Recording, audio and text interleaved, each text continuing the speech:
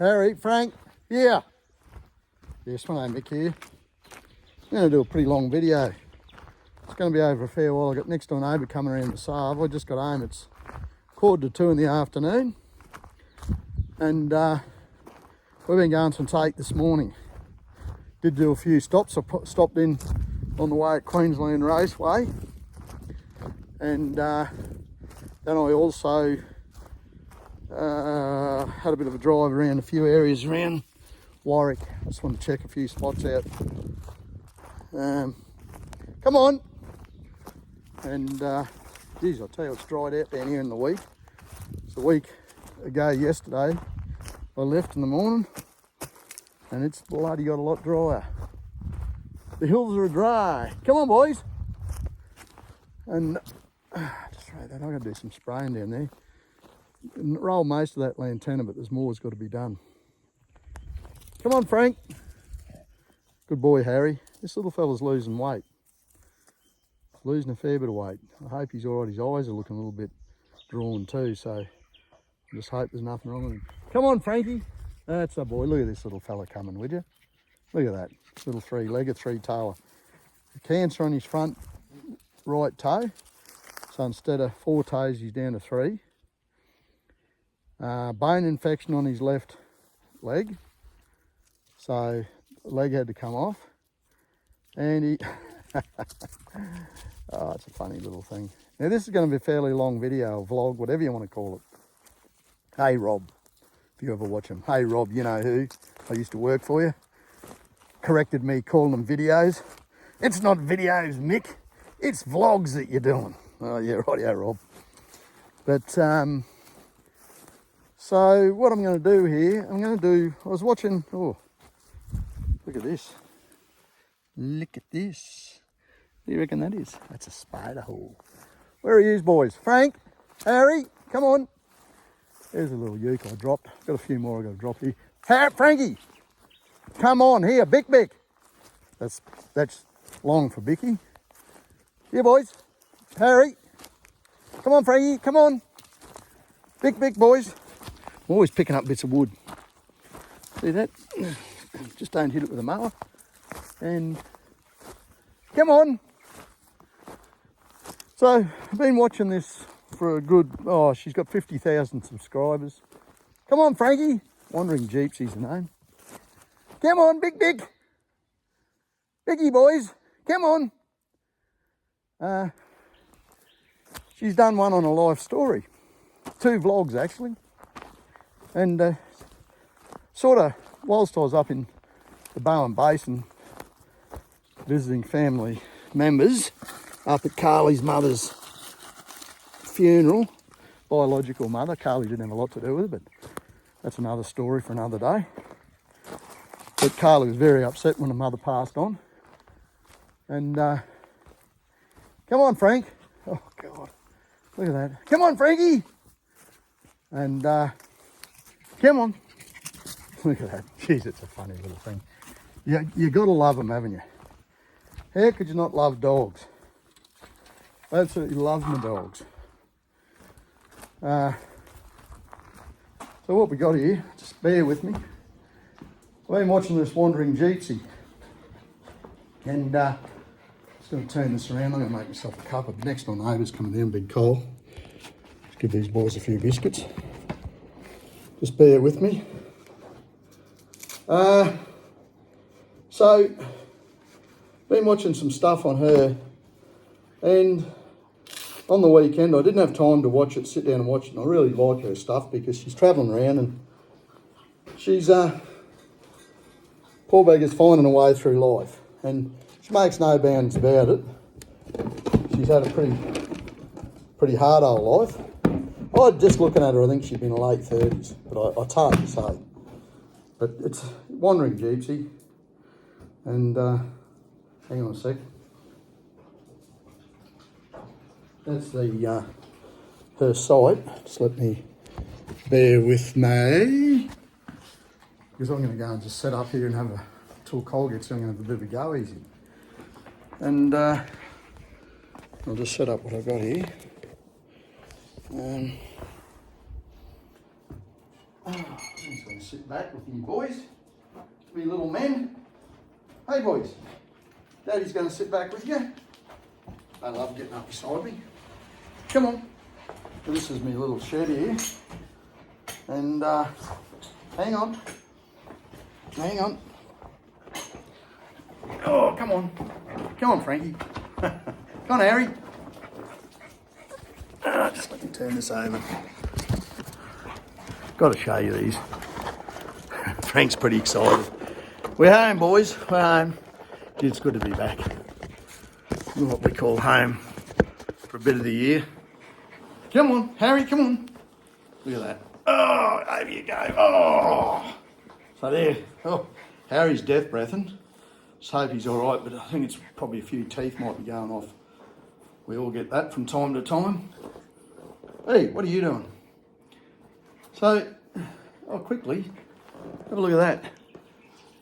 Hey, I've got that skin cancer cut out there. I got that one out of... Harry, stop licking, you little licker. And, you'll be excited, I think. Lay down. Rightio, so, let me talk.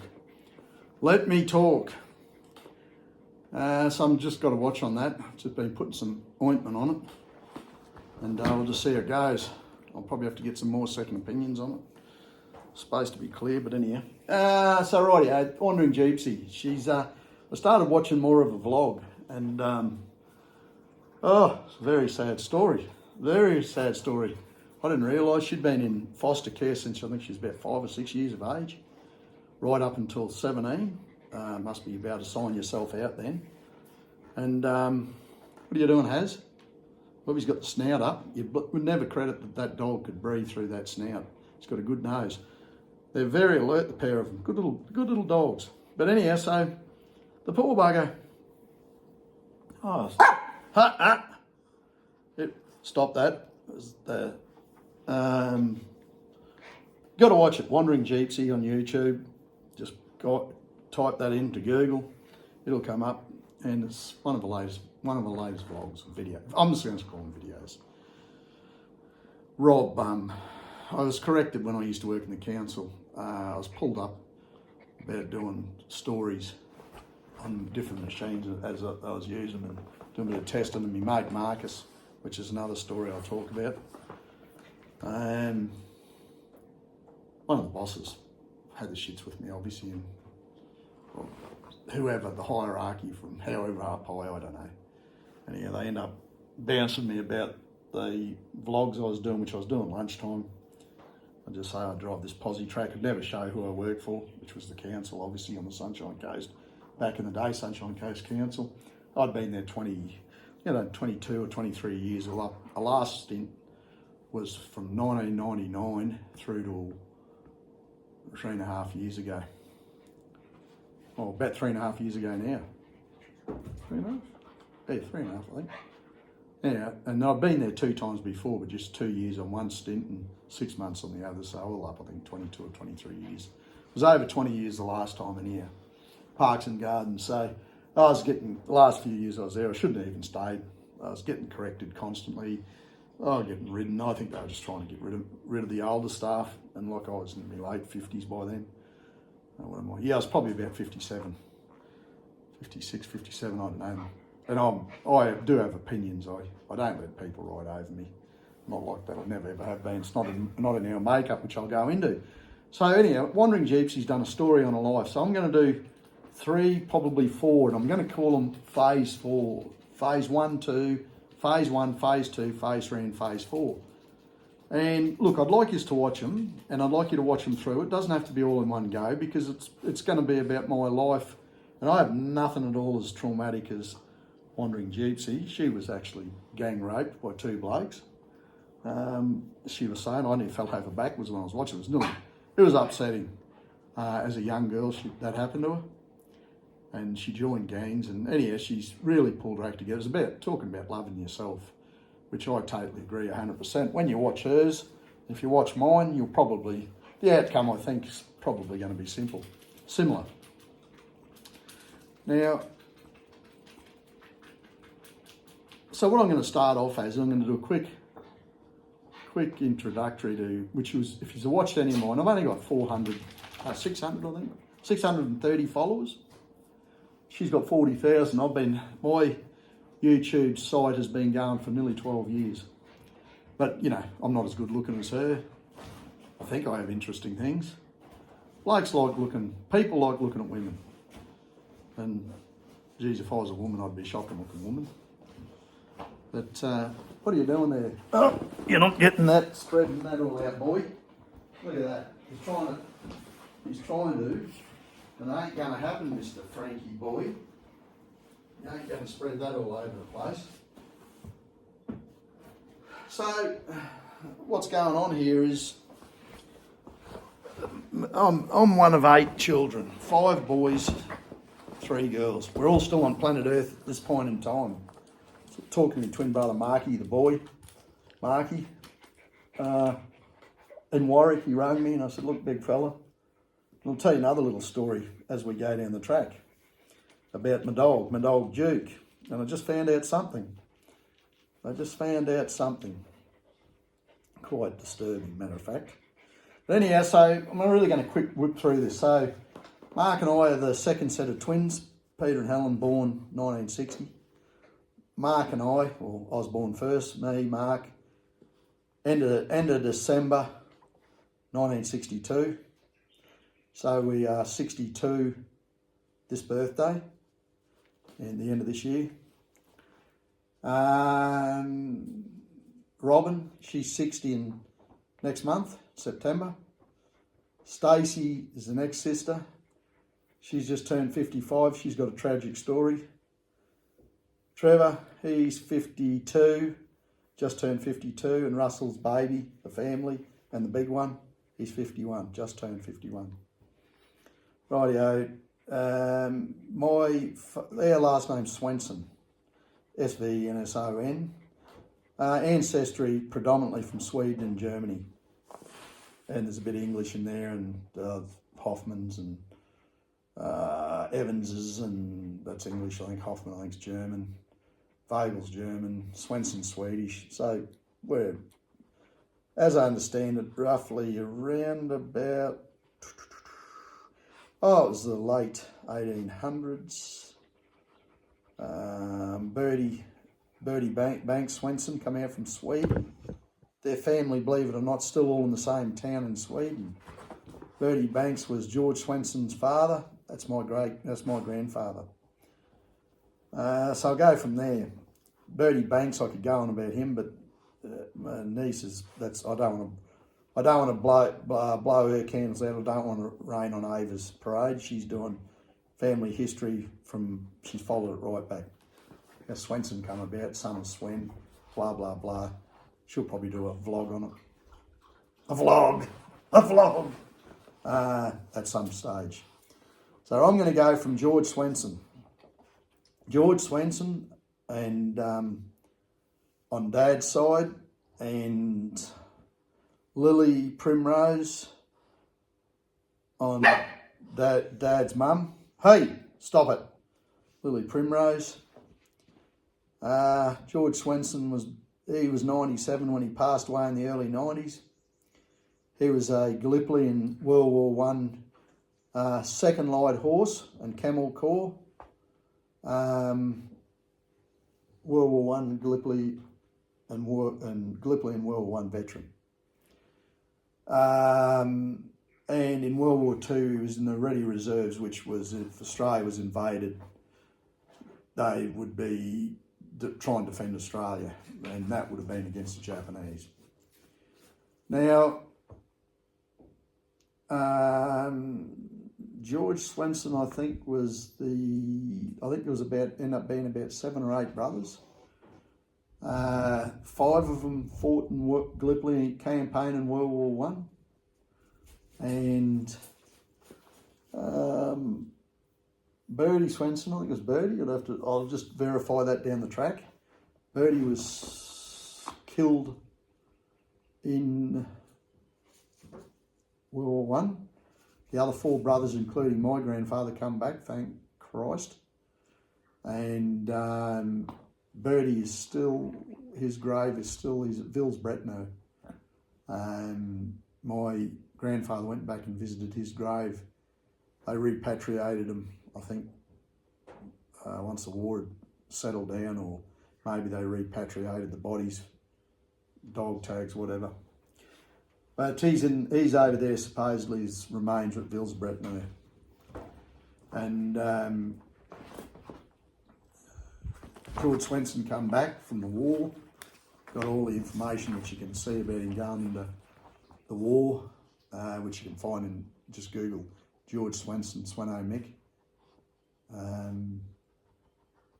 He come back, he married Lillian Primrose. I'd have to look, can't even think just offhand her maiden name.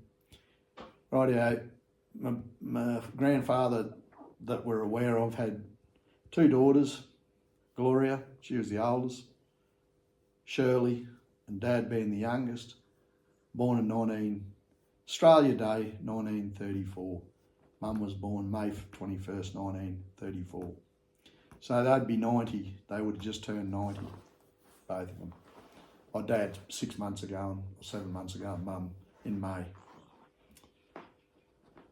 Lily Primrose passed away at 41 years of age with asthma attack. She got wet, she was a cleaner, plus they also had a boarding house for, I think, returned servicemen in Brisbane. And my grandfather was not a, what do you call it? He was not a, hey, what do you, get down, lay down. Oh, it doesn't matter, you look at what Harry said. He wasn't faithful to her. My father, Russ, the 2 girls are older. The oldest girl's now deceased, Gloria. She would have to been into her late 80s now if she was still alive. She died many years ago, I would say 20... No, she died since Dad. Dad died in 1998. Just after his 64th birthday. So he wasn't an old person. He's only 2.5 years up the track from where I am now. When he passed away, well, say, hang on, 2.5, 3 years up the track from where I am now. Yeah, so he passed away at 64. Mum passed away at 74. My Auntie Shirley's still alive. She's a very old and unhealthy lady. She's well into her late 80s, if not into her early 90s. They're a fair bit older than Dad. No, she'd be 85, I'd say. Her husband Lloyd's passed away. They have a son, Michael, and a daughter, Kerry. Auntie Gloria had a daughter, Uncle Ben had a daughter called Gail. I think only daughter, and Mum and Dad had 8 children, 5 boys, 3 girls. We're all still on planet Earth, ranging from 64 years of age down to 51, which I said before. Rightio, and we've got George Swenson passed away at 97, carpenter, had his own business going. Then in his latter years, he spent a lot of time with the Crumptons. Had a sawmill at Udalo, then a sawmill at Biawar. I don't know if it was a hardwood mill.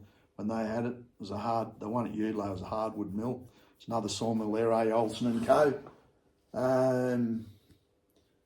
So they had that, and my grandfather spent a lot of time with them. I think he just fiddle around, probably galloping and sharpening saws and chainsaws or whatever, just to keep himself amused.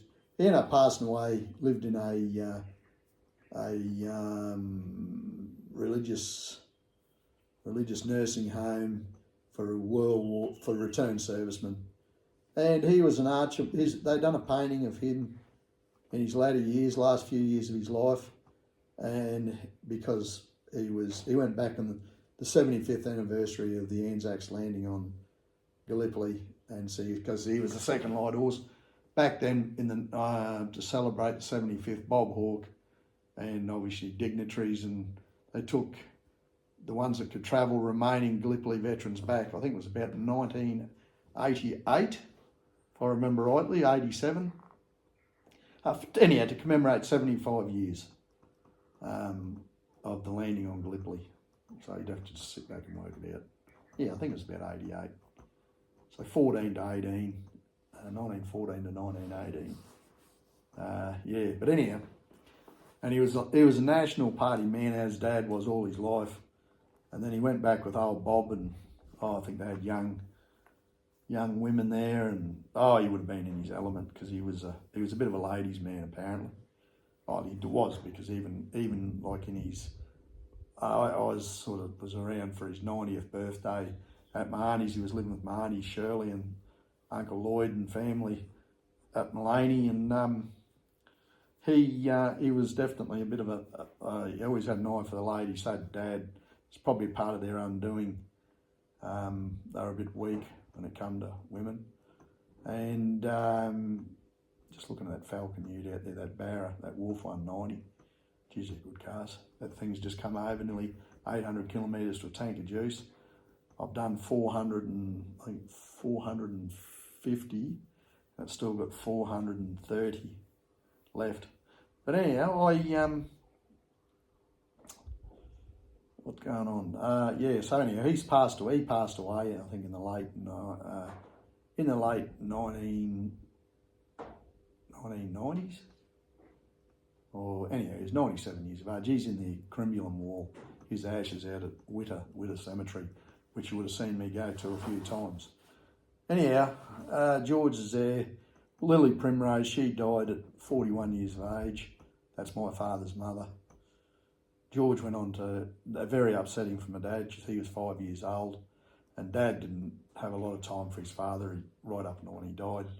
Dad used to refer to him as the dickhead, and which I don't, I'd never refer to someone like that. As a parent, you've got to at least give him a bit of respect, but apparently he was very hard on my father, so, I couldn't answer. I just know that he used to say that to us. He just didn't have time for him. I never seen much of my grandfather on the mum's side, on the dad's side, and probably seen him maybe half a dozen times my whole life. Just, we weren't close. That was how it was on the dad's side. Now, so then we'll swing over to mum's side. So she was, so both the grandparents had died. Dad had passed away in 1998. So Mum was born in 1934, May 1934. And she was born to Albert Vogel, Senior, and Olive Evans, Olive Vogel. Olive Evans was her maiden name. Mum was the oldest. Then Albert Jr., or Boy, as his dad used to call him. And Albert and Mum were very close to their father. This is a bit strange when you sit here and listen to this. Uncle Colin, they were a fair bit younger. So Mum, if she was alive today, she'd be, what did I say? 80. She'd be 90 years old. Yes, she'd be 90. Yes. Oh, I've given her 10 years. Mum died at 74. Her mum died at 74. And great grandma Evans, which I remember, she was a very old lady. I think she was in her 80s when she died. Little tiny lady like grandma. Mum wasn't. Mum was a fairly tall lady. And my grandfather, I think, his name was Albert Vogel. He was around about 5'10", which back then was a good sized male, 5'11", somewhere thereabouts. Pretty well the same dimensions as my older brother Peter, about 5'11", and Russell, the youngest, he's the oldest fella. Russell, the youngest bloke's about 6 foot. He's a lot heavily built than Peter. Peter's rangy, tall, well, relatively tall, rangy person, wiry, we call it, wiry and hard boned. And but anyhow, so Mum had 5 boys and 3 girls to Dad, and Dad potentially had other kids running around. Who'd know? He was a bit of a lad. We'll just say a bit of a lad. I got on pretty reasonable with Dad. Was never super close like some of my mates were with their dad. Like we never kicked a football or I was into cars and motorbikes. He used to be into motorbikes, but it's a different time back then, so you can't blame them. There's just a different time. They were brought up harder than we were brought up, a lot harder. And my grandparents, again, were brought up harder than them. So it's just, and we're brought up a lot harder than our son, Damien, Carly's, Debbie's and my son. And Damien's been brought up harder than Zachary, grandson. He's nearly 18. He'll be 18 in October. Anyhow, so that's all okay. Mum died at 74. Dad died at 64. So you can all work all that out. I just don't want to work it out at the moment because my head's not 100%. Feeling a bit, got sore throat actually. I think I might have got off my brother up north, up in the Bowen Basin. He was clogged up, and I could feel it sort of coming on there. Yawning. Now, where do we go? Where are we going to go from here? All of us children are still going.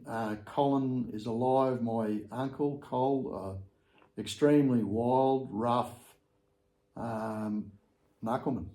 You couldn't say anything else. He was a hard man. Well, he still is a hard man, but he's got dementia now. Colin's in his, what would Colin be, about 73?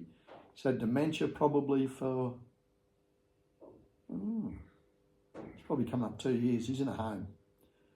Now, and then Kathy. Now, Kathy's probably the strongest female I've ever had anything to do with. Some people possess a lot of strength. My auntie Kathy, Mark and I'm a twin. He's solid. He's solider than me. I'm relatively solid. Same height as me. We're only 5 foot. I think in their heyday we were 5'7". So we'll say we're about 5'6" now, the parents. This would be 15 to 20 years ago. We were shifting a big fridge. I said to my auntie, 2 of us will take the heavy end, one of us will take the light end. She goes, that'll be right. I'll take this end, which is the heavy end, and you pair can take the light end. Like this might have been 20 years ago, we'll say, 25 years ago, whatever, it doesn't matter. She was still really strong then. I said, Kathy, don't be silly. Kathy Vogel. She's Kathy Cork now. She has been Kathy Cork for many years. Her husband, her split up early. Jamesy, he's long passed away. He was not a bad bloke, Jamesy. They had 2 daughters and, let me think, 1 son. Both daughters have passed away, and Mandy Lee was to Jamesy, and JR was to, or James Ricky was to Jamesy Cork, and Kathy had some more kids to Billy Boxall, Brock Horden, and Monique and Willie. Willie being the youngest. We'd be about 40 now. JR's 50. James Ricky Cork. Mandy Lee passed away at 3 months or 4 months. She's buried at Witter Cemetery. Buried at Nambour Garden Cemetery with my other family members. Uncles and aunts and grandmother. Albert John, cousin, great little bloke. That was another part of the story. So then we go from there. Colin's still alive, Kathy's still alive, but Kathy's got cancer. Amazing strength, that woman. Oh, unbelievable. And Colin's strong too. I wouldn't say per person, he wouldn't punch out the same horsepower per cubic kilo, but he is extremely strong and a rough, quite a nasty man when he wanted to be. Very nasty, matter of fact. I'm going to gel over this and gloss over it and say he was better than, but we're on the wrong side of that bloke, and I can tell you now, you're in trouble. But we won't say anything more. So I don't want to be here to be running down relatives, and don't want to be running down blokes that are not that far off, people that far off, probably cashing in their chips. But just to give you a real quick idea, he'd take my brother out fighting, and when Peter was, say, 17, 18, and he'd say one girl in particular, Jane Miller, Peter was seeing a bit of her, and I sort of with her, not with her. Another bloke, some other lad got a bit keen on him, was probably making goo-goo eyes at her, and Peter must have told me, uncle, or wouldn't mind giving him a touch-up. Well, he said, well, you will be giving him a touch-up because I'm going to take you out. Arrived out at this old mate's place, which was a 16, 17-year-old at 2 o'clock in the morning. As I understood, Colin said to Peter, get up in that house, drag him out and give him a bashing. I don't think Peter wanted to, but anyhow, under threat of getting a bit of a smack up the back of the head himself, he went in, he dragged the bloke out of bed and gave him a flogging. And I think that fella left the little town of Mullaney, not to be seen of or heard of after he pulled out of here and didn't probably want another touch-up. That's how it operated back in the 70s, in the little town on the Sunshine Coast in the land of Mullaney. Now, Colin, that was only a mild bit of work for Colin. He took great pride in bashing people, great pride in torturing people, him and a few of his mates. They were blue as the same. And I won't say too much about Colin, but they enjoyed it, and I witnessed part of his finger, one of his big fingers semi-severed, been bitten nearly off and all infected. And I said, Uncle Cole, what happened? I got into a bit of a bleed. Mick, he used to call me Mick or Mikey. Got into a bit of a punch up. Oh, geez, that doesn't look good. That's infected now. Yeah, he's latched onto that old mate. Whilst he was latching on, I tore the side out of his mouth. Then I proceeded to bite his cheek off his face. Oh, and trust me, I'm not going to go on too much about it, but trust me, that's exactly, if he said he done it, he done it. I'm not sure if that was down the sunny coast around the Mullaney area, but anyhow, he was a thrashing machine and just loved fighting.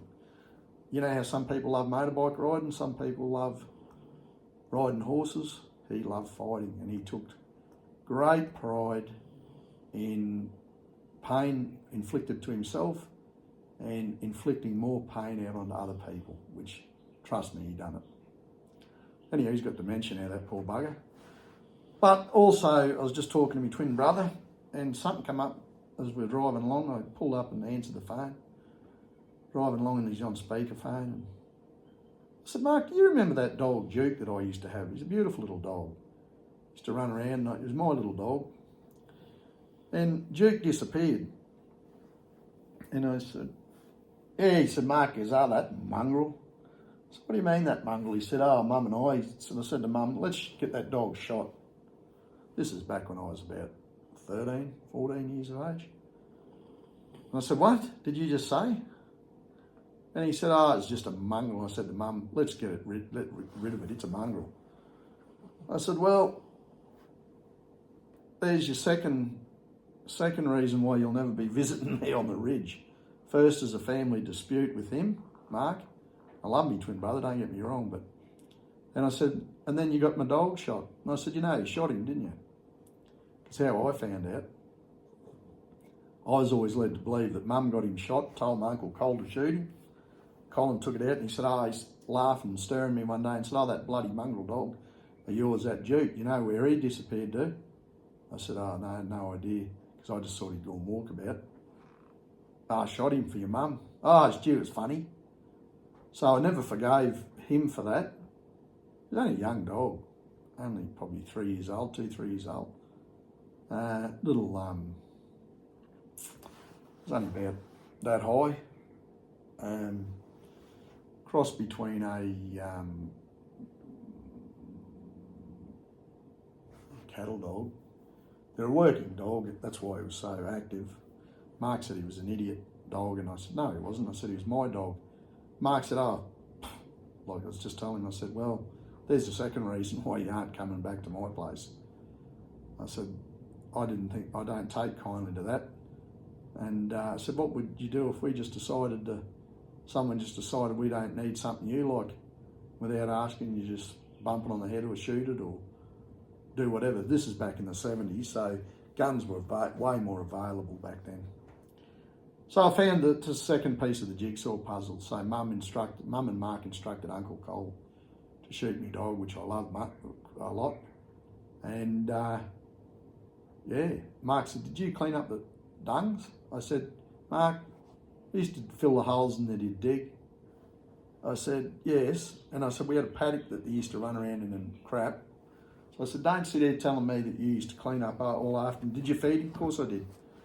Blah, blah, blah. And my cat, he got run over out the front.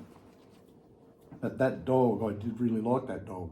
So I'm pissed off to this day about that. But anyhow, that's another story. And these are actually affecting type stories when you sit back and think about it. Now, we probably had two dominating children in the first half of the kids. So we'll say Peter and Helen, myself and Mark, Robin and Stacey, and then, or maybe Robin, and then Stacey come along. Robin was born, she was born in 64. She's about to turn 60. And Stacey was born in 69, so she was 64, 65, yeah, so she's a few years younger, and you know, so and so with Trevor and Russell. So the dominating children of the family were Peter and Helen, more so Peter, but Helen backed Peter 100%, and then Mark and myself, I just went and done my stuff, push bike and fiddling around and swimming down the creek and knocking around with my mates. And yeah, so I'd just self-amuse, and I'd matchbox cars, and I'd spend a fair bit of time in the late 60s and into the 70s out in the bush with my dad, Russ. He was a contractor, timber contractor and truck driver, and he had few businesses going, water cartage in the early days. He used to cart grain from out of Dalby. On his first truck he owned, he'd done a butchering baker's apprenticeship, got rid of that out the road, done the 4 years, and then bought himself. I went and worked for Rainbirds, working in the timber. They were a big timber contractor, hardwood on the ranges in Conondale area. Like big gang, you know, maybe, I don't know how many days, we'll just say they had 4 or 6, and they had timber cutters and trucks, and you know, they had it. And Dad got into Pleiades and taught how to be a timberman by them. That was in the, so what we go, 34, 44, 50, so we're talking early 50s.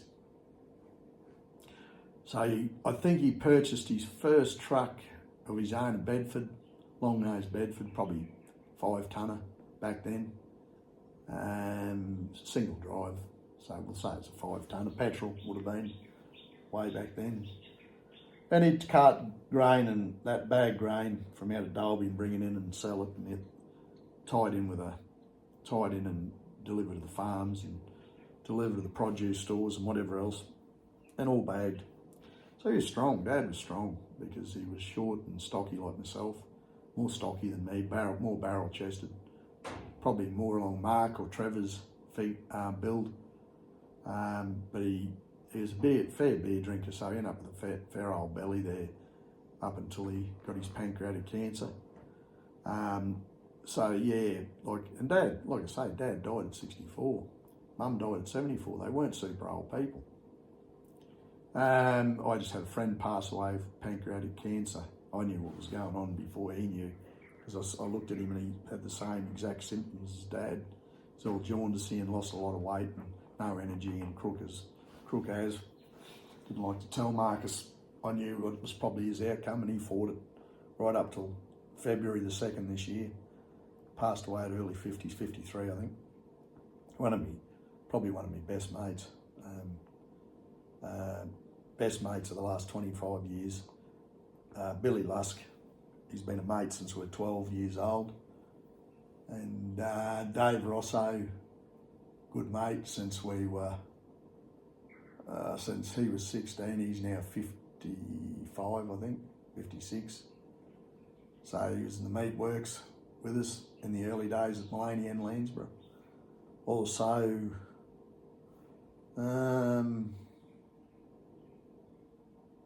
Corey Vine's a good mate, and then my other mates, next sort of level, I haven't had much to do with Adam for a long time. Hen, I'm a good friend with Hen, John Flider.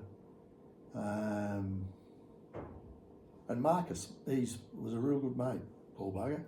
Anyhow, so Dad bought himself he'd worked the dozers and that, so He bought a D6 off one of the other local contractors up here, Jim Cork, at D68U. D68U, serial number 8163. So an 8U, so it's a narrow gauge dozer. It's cable blade, McKee winch on it. Can't remember what number. Maybe a number 3 or number 4. The second biggest McKee winch that they used to put on dozers. They put a bigger one on D8s and that. The ex-brother-in-law's got one on his 125 Komatsu, which is as big as it's probably nearly the size of a modern D8. It's a 125. And then replaced it with a 155. He's got one of them too, ex-brother-in-law, and he's got D9s and D8s and D7s and D50s and you name it, he's got gear sitting everywhere. So, yeah, Dad was contracted a couple of international 184s and he'd work one with a timber jinker on it and we had our own float for shifting the D6 and he'd shift other dozers because he had contractors, other dozing contractors, Arnold Flesser. He had a D4, narrow gauge D4, D46U and Harry, I think you better get over here. I don't think you need to be sitting on Frank. I'm sure you don't need to be sitting on Frank. So rightio, then we had, Dad had those 184s. They're nearly 400 cubic inch petrol, 5-speed gearbox and 2-speed diff. So just single axle timber jinker. This is in the late 60s. Gear wasn't like it is now, not even remotely close. So you might have 250 horsepower and not as much torque as a diesel, but plenty enough torque for what you'd shift for that. 2 loads a day from, I was talking to one of his operators that drove his truck for many years, Teddy Wilkins, gave us the full specs on 52 gallons of fuel, 2 loads, from heading nearly into Kenilworth or up Summer Mountain. So you go up into the forest there at this side of Kenilworth, and up into Sunday Creek, Summer Mountain, Sunday Creek, takes you through to Jimna. If you keep following Sunday Creek Road. So 52 gallons of fuel for 2 loads. Fuel up, go down, get a load from, say, Summer. They push the load on, come back, drop it off, go back down, put another load on, come back, and if they, depending on time, they'd either take it through to North Maloney, where we lived, or unload it and bring it through. Anyhow, 52 gallons of petrol. We call it petrol in Australia, or fuel. And that was a standard fuel, so I don't know what the octane rating was. It would have been in the 80s. So they must have been a relatively low compression engine. The minimum fuel we can get in Australia now is 91, it's shit. If you're going to anything with compression around the 10 to 1, you need the better fuels, 96 or 98.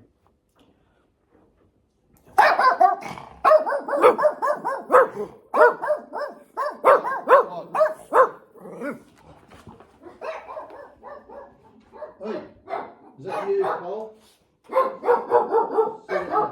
that you, Cole? Get in here. Hey! Stop it.